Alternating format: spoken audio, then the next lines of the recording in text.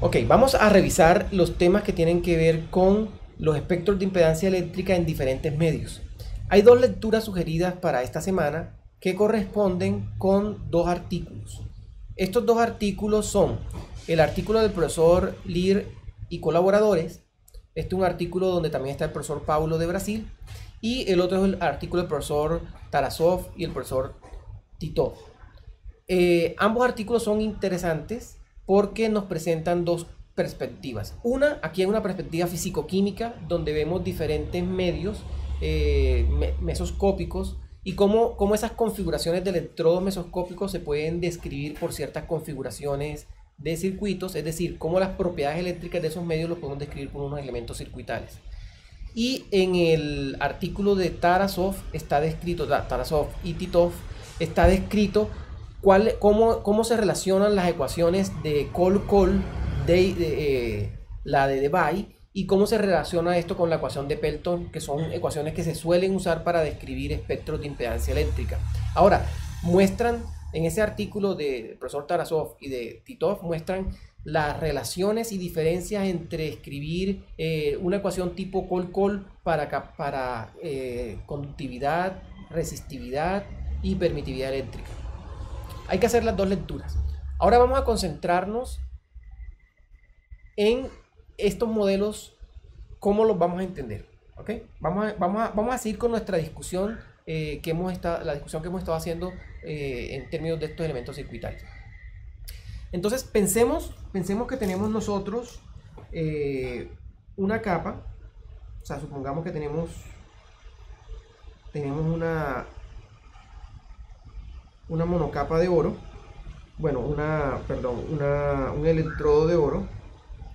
Tenemos aquí un electrodo de oro en el que vamos a colocar un cierto material. Por ejemplo, una superficie autoensamblada, que puede ser de moléculas, una assembled monolayer, algunas moléculas que se pegan en la superficie del oro, autoensambladas, o podemos colocar unas nanopartículas, unos nanohilos nanoestructurados sobre la superficie. Lo importante es que tengamos una capa en esta parte de acá que sea dieléctrica y que se comporte de una forma, digamos, con un dieléctrico perfecto. Vamos a suponer entonces que nosotros esto lo conectamos a un potenciostato de tal forma de que aquí colocamos el electrodo de trabajo. Todo esto está sumergido en una solución electrolítica y al otro lado vamos a colocar un contraelectrodo para hacer circular una corriente. Aquí habrá un electrodo de referencia, que siempre se suele usar un electrodo de referencia. Ubicamos un electrodo de referencia cercano a esta superficie acá y configuramos el experimento para hacer una medida de impedancia electroquímica. Vamos a suponer que le hacemos al potencial a un cierto, bueno, del potencial para las medidas de impedancia electroquímica vamos a hablar la semana entrante. Por ahora vamos a concentrarnos en este experimento. Con este experimento vamos a medir nosotros la diferencia de potencial entre estos dos terminales. Vamos a medir esta diferencia de potencial entre estos dos terminales y vamos a ver cuánta corriente está circulando entre el electrodo de trabajo y el contraelectrodo. Es decir, vamos a medir la corriente que está por acá. De tal forma que cuando nosotros medimos la impedancia que vamos a medir acá, que sería la amplitud, si estamos con funciones sinusoidales, la amplitud de la señal de voltaje, la amplitud de la señal de la corriente y la fase entre la corriente y el voltaje. La misma definición de impedancia que hemos estado usando, es decir, una medida de impedancia normal. Cuando nosotros hacemos esto, estamos haciendo una medición de la impedancia básicamente de lo que está aquí, alrededor de esta parte. Nosotros podemos ver que aquí tenemos el electrodo de oro que actúa como un conductor y tenemos aquí el material que estamos estudiando. Esto que tenemos en esta parte lo podríamos describir por medio de una impedancia. Es decir, aquí nosotros podemos decir que este circuito que está acá está descrito por una cierta impedancia que describe a este material que está en esta parte, y aquí habría una resistencia que es debida a la solución electrolítica, y esto se conecta acá al otro lado. Entonces nosotros podríamos modelar esta configuración experimental, la podríamos modelar con un circuito de esta forma, es decir, una impedancia debida al material, al detector, al material que vamos a colocar en esta parte, el material activo con el que vamos a detectar, y vamos a tener aquí una cierta resistencia debida al medio. El cómo se modela esta impedancia va a depender del material que estemos colocando acá. Por ejemplo, el caso más sencillo es que si esta parte de aquí es una misma superficie y solamente consideramos efectos de doble capa electrolítica. En ese caso podríamos modelarlo simplemente como un capacitor debido a esa doble capa electrolítica. En otra situación un poco más, digamos, más realista, nosotros tendríamos un medio en el cual, como el que tenemos acá, un medio en el cual tenemos un dieléctrico, y ese dieléctrico que está allí tiene unas moléculas que son polarizables. Si el medio dieléctrico tiene moléculas polarizables, cuando coloquemos a circular corriente, el campo eléctrico que se induce va a hacer que las moléculas se alineen en dirección del campo, y esa alineación en dirección del campo va a estar asociada con una oposición al flujo de corriente, es decir, va a haber un efecto resistivo. Además, va a haber un efecto de acumulación de cargas en los dos lados del material, en el lado izquierdo y en el derecho. En ese caso nosotros, que es el primero que vamos a estudiar, en ese caso vamos a colocar aquí un dieléctrico. En ese caso nosotros a esta impedancia ZD la podemos describir con una cierta resistencia en paralelo con un capacitor.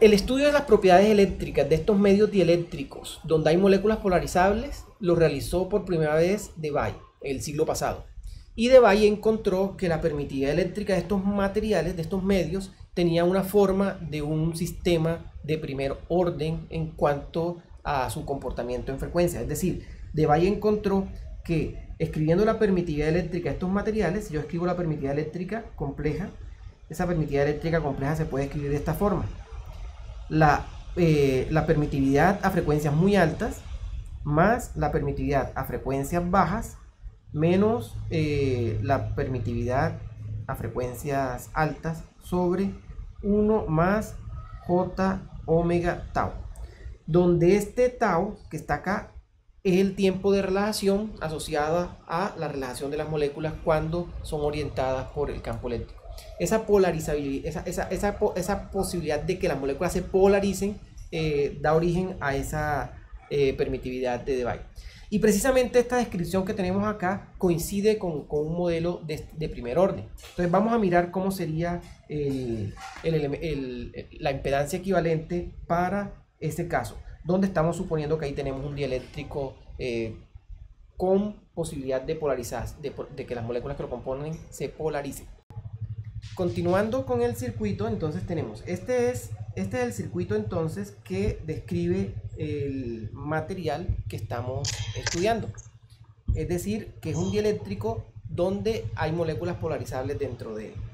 En este caso tenemos que la impedancia equivalente de este circuito sería la suma de la resistencia a esta Rm más la impedancia debida al circuito RC en paralelo. Ahora, como esta impedancia del circuito RC en paralelo corresponde a dos elementos de impedancia en paralelo, yo sé que para dos elementos de impedancia en paralelo se cumple que 1 sobre la impedancia en paralelo sería la suma de los inversos de cada una de ellas, o sea, del inverso de la impedancia del capacitor más el inverso de la impedancia de la resistencia, que es R. En este caso, el inverso de la impedancia del capacitor sería 1 sobre J omega C, es decir, que aquí quedará simplemente J omega C, más 1 sobre R. Entonces miren que esta parte de aquí me da que la impedancia RC es simplemente igual a R sobre 1 más J omega C. ¿Ok? Entonces de esa manera, si yo reemplazo en la parte izquierda, me queda que la impedancia es de la forma RM más R sobre 1 más J omega C. Faltó, aquí faltó una cosa, aquí faltó una R. Porque cuando hago la suma, cuando hago aquí cuando hago esta suma de fraccionarios, entonces queda multiplicado esta omega C por la R. Listo. Ahora, si nosotros comparamos esta ecuación, que como les había dicho es la permitividad predicha por Debye para un dieléctrico, si la comparamos con esta de acá, miren que tiene la misma estructura. La única diferencia es que esto que está aquí aparece como la resistencia del medio, y esta que está aquí sería la resistencia debida a la conducción en esta parte de acá, o sea, debida a esta capa naranjada. Entonces vale la pena revisar un poco esto. Si yo llego y analizo un experimento de impedancia, permítanme y guardo esta figura para replicarla al otro lado. Si yo tengo este experimento de impedancia,